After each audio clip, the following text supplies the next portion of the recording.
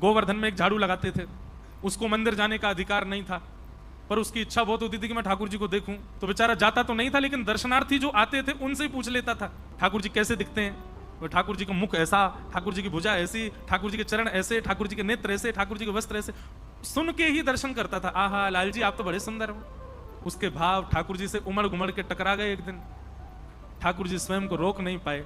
राजभोग आरती के बाद जब मंदिर बंद करके सब चले गए, दर्शनार्थी भी सब चले गए, वो नीचे बैठा बैठा ठाकुर जी का स्मरण कर रहा है। गिरिराज पर्वत पर ठाकुर जी विराज रहे हैं। इतने में ही ठाकुर जी अपने मंदिर से निकल के बाहर आ गए और बाहर आकर के जान मूझ करके अपने पैर में कांटा लगा लिया और एक पांव ऊपर करके ठाकुर जी उछल रहे हैं, अरे भैया कोई आइयो, अरे जल्दी ते आइयो, अरे मेरे पांव में कांटो लग गो, बहुत जोर से दर्द है रो है, अरे मैया को बुलाओ, अरे बाबा को बुलाओ, अरे कोई तो आओ भैया। उस झाड़ू लगाने वाले ने नीचे से देखा, ऊपर गिरिराज पर्वत पर स्वर्ण मुकुट, पीली पीतांबरी, श्यामल वर्ण ठाकुर जी का, और ऐसे अपना एक पैर हाथ में पकड़ के उछल रहे हैं इधर उधर, कह रहे हैं अरे जल्दी आओ। और आज जो श्रृंगार ठाकुर जी का बताया उसमें यही बताया, स्वर्ण मुकुट पहना है, पीली पीतांबरी पहनी है, ऐसी माला, ये तो वही लग रहे हैं। अब वो तो नीचे से दंडवत कर रहे हैं, जय हो ठाकुर जी की जय हो, ठाकुर जी प्रणाम स्वीकार।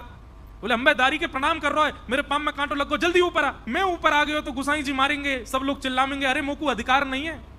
ठाकुर जी बोले बाहर में जाए सब, तू ऊपर आ जल्दी, मेरे कांटो लगो, ये ज्यादा विशेष है।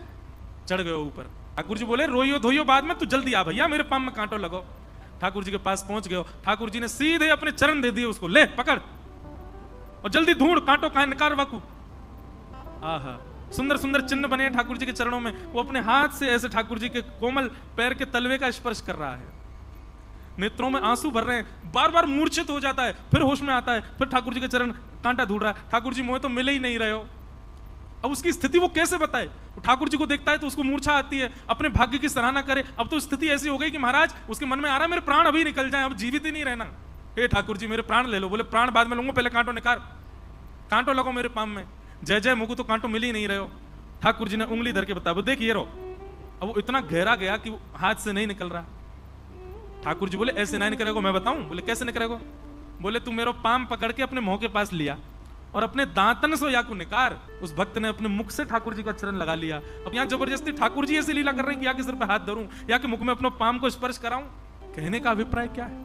आपकी लाख साधना हो जाए, लेकिन ठाकुर जी अगर प्रसन्न नहीं है तो लाख साधनाओं से भी आप उनको नहीं प्राप्त कर सकते।